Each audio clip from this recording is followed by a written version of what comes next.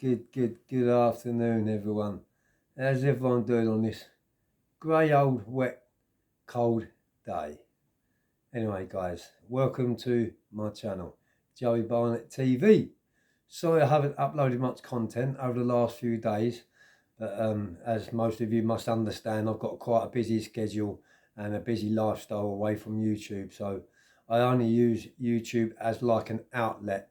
And yeah, just come on here when I've got the spare time really to upload. So I apologise to all my loyal followers that's been waiting for my uploads, because I know there's a few people on my channel which I inspire and wait for my uploads. So yeah, sorry about that, guys, but just always remember and don't ever forget that I ain't going absolutely nowhere, and I'm here for the long run.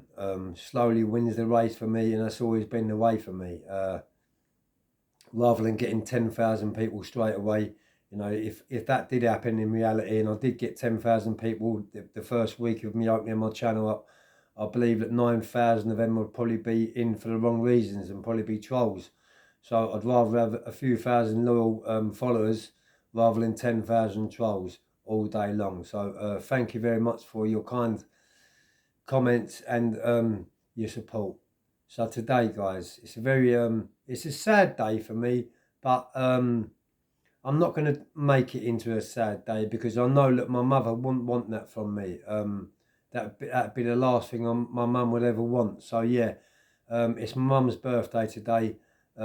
She was born in 1934 and she passed away in 1996.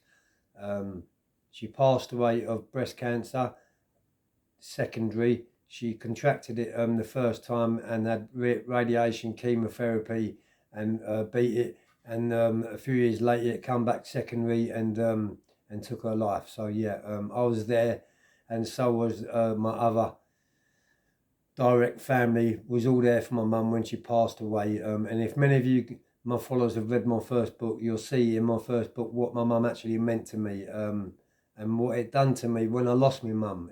You know, she died literally across my arms like that. She was sitting up in bed and I had my arms around her, and she took her last breath and put her head down, bless her. And but yeah, she lived all these years and battled all them years of chronic conditions which she had all of her life.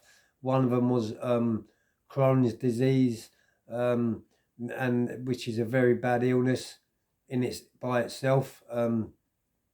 And the second one was thrombosis of the lung. She had that all of her life. She had pleurisy.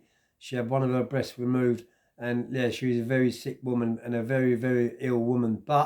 And she was only 4'11", and she weighed 6 stone. She was the most tiniest. I'll show you a photo in a minute.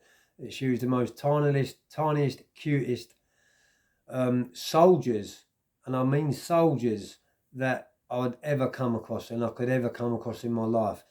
You know, she was only small, and she had the strength of a lion, and she always had a smile on her face no matter what she was going through. She never let her kids see her suffering. She always put a smile on her face, because she knew that by her being in pain and showing us kids suffering, that it'd make us suffer. You know, so she tried her hardest to try and cover it up and not to let on. And it just goes to show you how strong her willpower was and how strong she was in the lady. So yeah, I miss my mum so much. I mean, you know, as many of my followers know on there, I do suffer with severe PTSD, and it only takes something so stupid like watching something on telly. I might be walking down the street, I might be listening to a song on the radio, and bang, it triggers back the PT, and all them bad thoughts and feelings do come back to me. But yeah, I've never ever that's another subject altogether, guys. Sorry for slipping off a little bit there off the road, but that's another subject, PTSD. But yeah, I've never ever forgot my mum, and I can still see her standing in the middle of the road down the back of her garden, waving. Sorry about that, guys. Waving goodbye to me, and that infectious smile what she always had. You know, I can still picture her standing there waving at me. You know, I can still feel her arms around me, and you know, I'm not being funny, but this is the honest truth. I can feel her in every day of my life. And I know that now she'll be so proud of me because, you know, by watching a few of my videos, you can see, you know, I wasn't no angel, and I don't claim to be an angel. Actually, I was a horrible, naughty, violent, drug-fueled youngster. Do you know what I mean? But my mother never, ever, ever give up on me, and I dragged her through hell. I mean, I dragged her through hell every day. You know, up until, you know, I was old enough to flee the nest and make off on my own, start off on my own. But my mother never, ever, ever give up on me. And even as a kid, you know, neighbours would be knocking on our front door. Your Joey's done this, or your Joey's just beat my boy up, or your Joey's just stole this out of my front garden. And it, you know, no way, my mother wasn't having none of it. She'd go to that front door and she'd swear black and blue until she was blue in her tongue that it wasn't her Joey. And she'd cover me up and she'd smother me up and wrap me in cotton wool. And she'd done that all of her life. And right up until the day she died, she took her last words, you know, and spoke to us. She found that strength to, you know, say her last few dying words to us. But she knew we was all present round us, and as I say, she died in my arms. But yeah, today's her birthday, and this is just a little tribute to my mother. I'll spin the camera around, guys, and I'll show you my dear mother. This is just one picture. So here's my mum, this little tiny lady with your red hair, and they do say that red-headed females or males are very fiery people, and she was fiery, man. She had fire in her belly. This is us, me and my mum. You can see it's a black and white photo back in the early 70s, and you can see I was the apple of my mum's eye.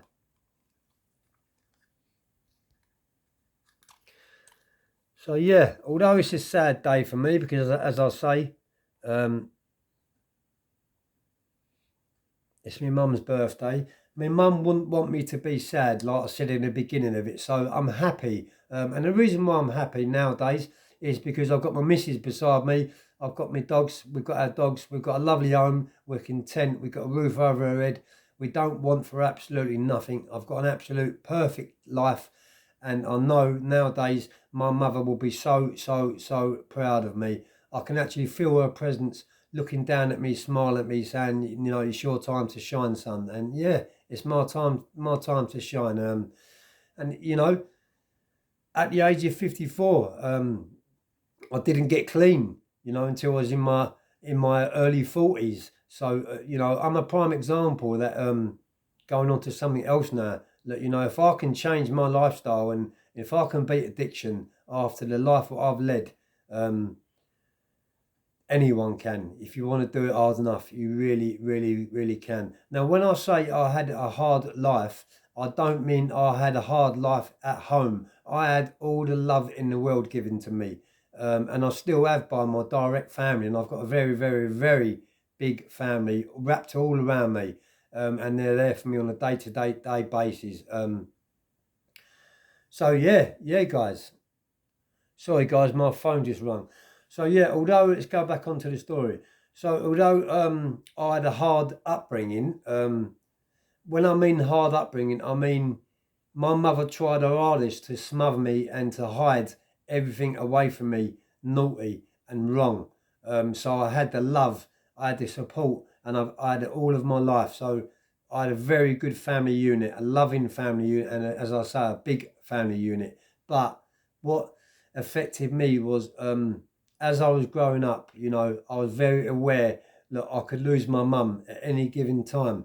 And, you know, that played a big part of me, you know, being a nervous wreck and just, you know, worrying about worrying, seeing my mum ill all of her life as I was growing up. You know, it took a big toll on me. And, you know, that is when later on, when she passed away in 96, I did go away quite a few times prior to her passing away, my mum. But, you know, there was only, you know, short, sharp sentences, nothing like what I was getting arrested for in 1990, 98, 99 for the X amount of armed robberies. But yeah, when I did lose my mum, it broke me in half. And I didn't care if I lived, I didn't care if I died. And that's when, you know, I joined back with my old firm, went into a gang, and we all had guns. And that's when we went on a robbery spree, because at the end of the day, I didn't care if I lived, I didn't care if I died. As far as I was concerned, the one person which I loved, and you know, she couldn't be replaced, had been taken away from me. And you know, under them circumstances, I was a dangerous man. But yeah, today, as a reformed person, as a drug-free person, I'm the most happiest man I could ever be. So, you know, this just goes to show you again that we can change and we can be happy. It doesn't matter what age you are. You're never, ever, ever too old to change your lifestyle, and be happy and be content. You don't need to have thousands of pounds in the bank.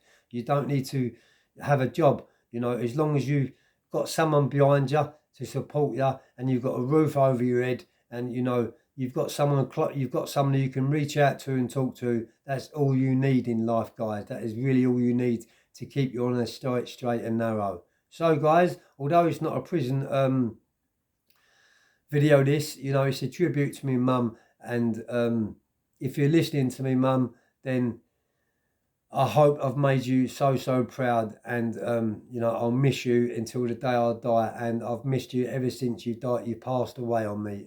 There's not one day has gone by when I haven't thought about my mum.